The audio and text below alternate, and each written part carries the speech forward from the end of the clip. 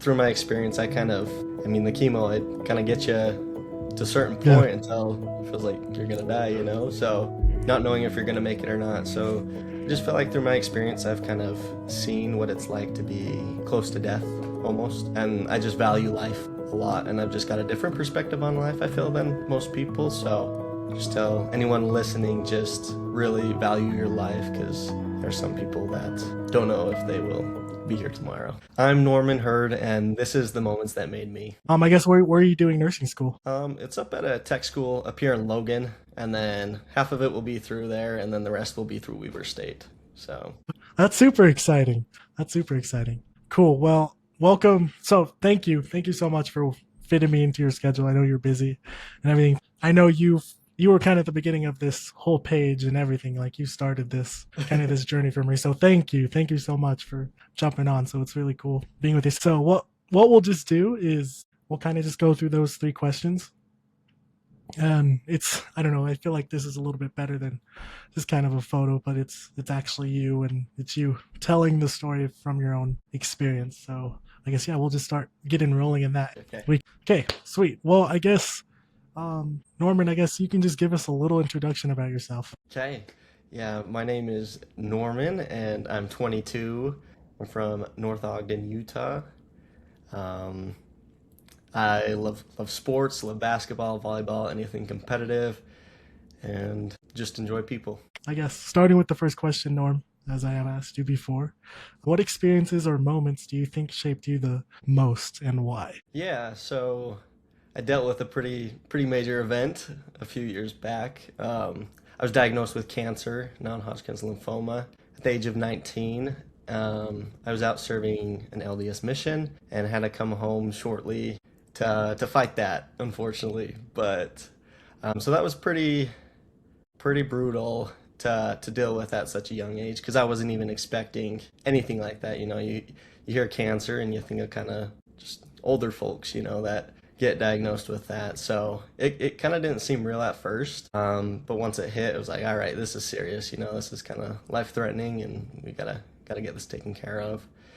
So going through different treatments and just being in the healthcare setting, it really showed me a different perspective, just kind of life in general, and just not to kind of take anything for granted. Over there, I served in Hungary, so over in Europe, they did a chest X-ray and they found this mass the size of a softball, so about like 9 centimeters, so pretty big. Um, and when they told me I was coming home, I thought that I would be back in a couple weeks. Just come home, figure it out. It's not cancer, and then send me back. But so I was pretty hopeful for that. But coming home and going to the University of Utah and having just nonstop appointments, biopsies, everything to figure out what was in me. Um, it was pretty scary, honestly.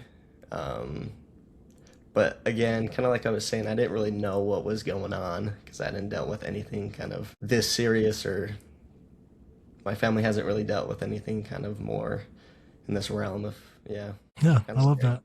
Yeah, that is very scary. That is crazy.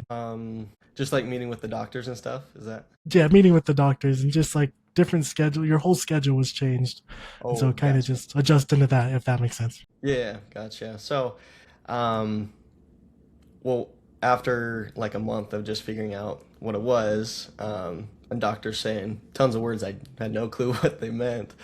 Um, just my schedule was, I mean, it's pretty much full time, just fighting cancer. It's the chemotherapy. It was pretty intense, and the treatments I thought it was just gonna kind of be for a day and a couple hours, but they had me in the hospital for 6 days at a time, just with a constant flow of chemo, of a few chemo drugs, and um, so just kind of being in the hospital, not really sleeping much, and just dealing with that. And then after those 6 days, I'd come home for like a week or two, still feeling crappy, miserable, and my immune system is compromised, so can't really go anywhere or Yeah, do anything. So just not feeling good, and not doing anything, and then as soon as you slowly start to feel a little bit better, you have to go back in for more rounds, you know. So it's pretty much, and that's all you're thinking. And is the mass shrinking? Is the cancer going away? And Yeah.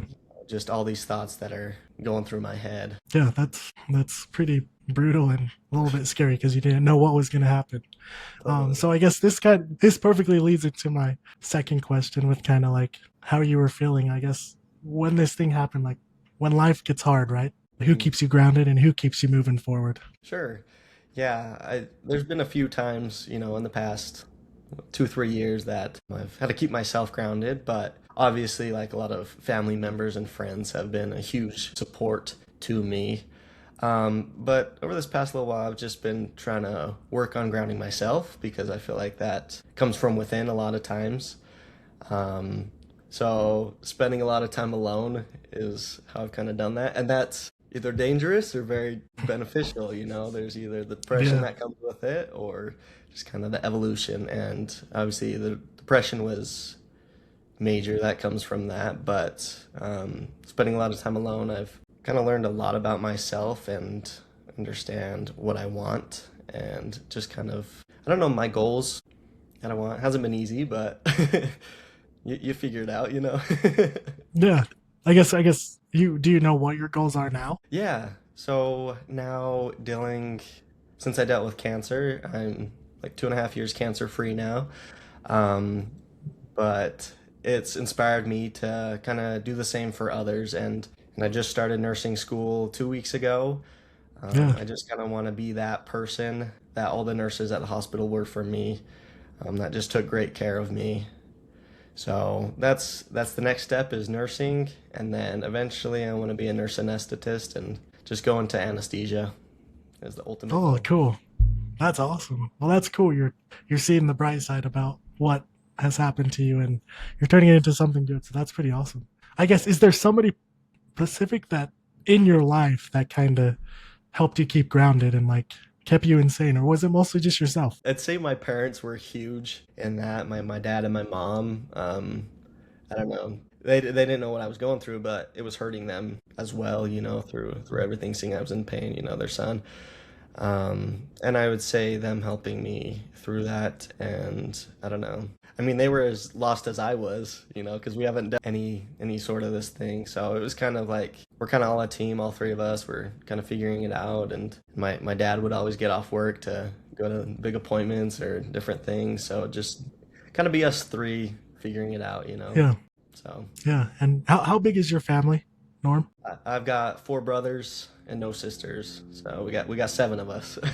7 brothers. That's awesome. And are you the youngest? I can't remember. Are you the I'm the oldest? middle child, You're the middle right in the child. middle. Nice. I guess was there any like toll on your brothers at all, or like did they kind of did it affect them too? Yeah, I would think so. I think they hit it pretty well actually, but I think it did. Just seeing me through something that I mean I feel like no one should go through, but it has to happen. And that we're all kind of tight, all 5 of us, and just all of us boys. We're just got each other's backs. So every time they'd come down to visit me at the hospital, it was you could tell it was affecting them, but they were being strong through it all. Totally. That's cool. Well, that's cool. Well, that's great about family and having great parents, right? Is that they got your back. So that's pretty cool. Really cool. So now let's move forward. Wait, are you married, Norm? Are you? No, Oh, no, okay, you're not. Okay, I thought you were married. nope, Do you have a girlfriend? Is that what it is? no, Or not no? currently. Oh, no girlfriend. Okay, just single. Okay, cool. Just Well, he's single. single, by the way. Whoever viewing this, I'm just kidding. But My boys that's got me. awesome, man. Yeah, my boy's got you. You're about to just get tons of DMs in a little bit. So that's cool. Well, that's good. And then you're up at Utah State, I guess. So let's go into our third question now. And if you could go back and tell your younger self one thing, what would that be? Ooh, it's a good one. Um, That'd be a lot of things I would tell my younger self. Mostly just that, you know, as simple as like, you got this, you know, but also, not even through the cancer experience, but just in general, I would say just don't be afraid of failure. Um, I go to the gym, and the gym, a huge thing is going till failure, and that's how we grow our muscles the most. But it's interesting that when we go relate it kind of towards life, I don't really, I'm like, well, I don't want to fail. I gotta be perfect. But failing is kind of how we just grow immensely and for ourselves and other people. So I would tell myself that and just don't give up, even kind of when you feel alone. Those are the main I love things. that. So that's pretty awesome that you've learned that. And it's like you're not at such a young age, and you've learned that you can apply that to your life today. And so that's pretty awesome, Norm. So thank you so much for jumping on. So do you have anything else that you want to? Um, I would just say it's very simple, but don't take kind of life for granted. Just because through my experience, I mean, the chemo, it kind of gets you to a certain point until it feels like you're gonna die, So not knowing if you're gonna make it or not. So I just feel like through my experience, I've kind of seen what it's like to be close to death almost. And I just value life a lot, and I've just got a different perspective on life, I feel, than most people. So just tell anyone listening, just really value your life because there are some people that don't know if they will be here tomorrow.